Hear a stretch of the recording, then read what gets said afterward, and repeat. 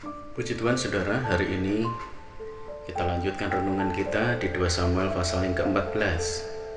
Kita baca ayat yang ke-24. Tetapi berkatalah raja, ia harus pergi ke rumahnya sendiri. Jangan ia datang ke hadapanku. Jadi pergilah Absalom ke rumahnya sendiri dan tidak datang ke hadapan raja. Rekonsiliasi itu indah. Namun sungguh disayangkan jika rekonsiliasi itu dilakukan dengan setengah hati. Mengampuni itu baik, tapi apa gunanya jika pengampunan itu dilakukan dengan setengah hati? Ibarat memotong pohon, tetapi tidak sampai ke akar-akarnya. Suatu saat pasti akan muncul kepahitan lagi. Itulah kisah rekonsiliasi setengah hati antara Daud dan Absalom. Daud sangat merindukan Absalom yang telah lama pergi ke Gesur setelah ia membunuh Amnon. Di satu sisi, Daud sangat merindukan Absalom, tetapi di sisi lain, ia masih menyimpan kemarahan terhadap apa yang dilakukan Absalom kepada saudaranya sendiri. Dengan trik yang dirancang Yoab, mau tidak mau akhirnya Raja Daud mengizinkan Absalom untuk kembali ke Israel. Hanya saja, soal ini Daud mengatakan, ia harus pergi ke rumahnya sendiri, jangan ia datang ke hadapanku. Merindukan, tetapi sekaligus masih membenci. Memaafkan, tapi setengah hati. Ini rekonsiliasi yang tanggung. Berapa lama situasi dingin itu akan berlangsung? Sampai 2 tahun. Absalom sampai frustasi, dan sebenarnya ia lebih memilih untuk tetap tinggal di Gesur daripada diperbolehkan pulang, tetapi didiamkan seperti itu.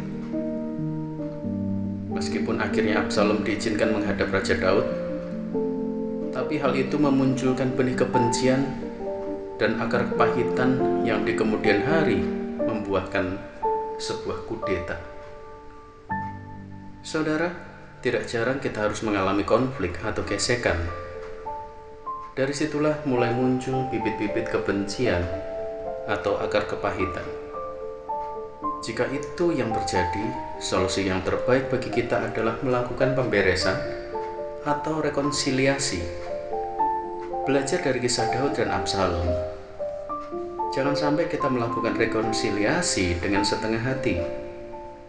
Mengampuni kesalahan masa lalu, tapi mengungkit-ungkit terus di masa depan. Memaafkan, tetapi memutuskan untuk tidak mau lagi kenal seakrab dulu. Melakukan pemberesan, tetapi tidak sampai tuntas. Semua itu dilakukan seolah-olah hanya formalitas saja. Mengampuni tapi hanya di permukaan, belum sampai mencabut akar-akar kepahitan yang bercokol sedemikian dalam.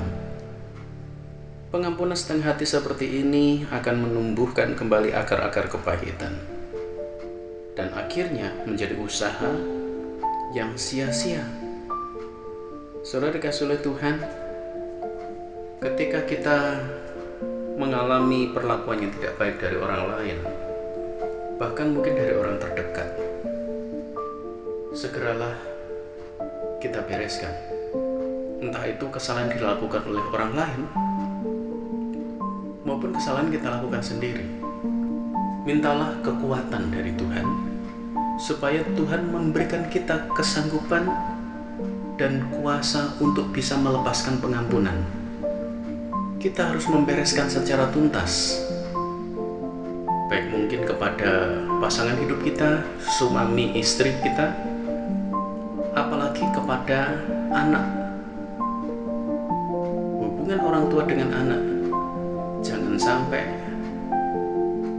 gara-gara masalah yang tidak diselesaikan dengan segera, rekonsiliasi yang hanya setengah-setengah, justru di kemudian hari malah merugikan dan merusak hubungan dalam sebuah keluarga. Mari saudara, izinkan Allah terus memulihkan dan menyempurnakan dan memberi kepada kita hati yang rela dan mau membereskan segala kesalahan. Kita satu dalam doa. Bapa di dalam surga, bersyukur kepadamu, firman-Mu hari ini mengingatkan kami betapa pentingnya untuk kami membereskan hal-hal yang menekan, kesalahan-kesalahan yang mungkin menciptakan akar-akar kepahitan ataupun rasa kebencian yang dalam. Kami ingin membereskan semuanya sampai ke akar-akarnya. Kami dapat belajar melepaskan pengampunan, memberi pengampunan. Dan kami juga belajar untuk minta ampun jika ada kesalahan-kesalahan yang kami lakukan kepada orang lain, khususnya kepada orang terdekat kami. Supaya kasih Kristus terus menjadi pengikat dan hidup kami tetap berada dalam damai sejahtera dan berkat-berkat-Mu yang luar biasa. Bersyukur kepadamu, kami nikmati berkat dan kebahagiaan dari Tuhan. Di dalam nama Tuhan Yesus Kristus, haleluya, amin.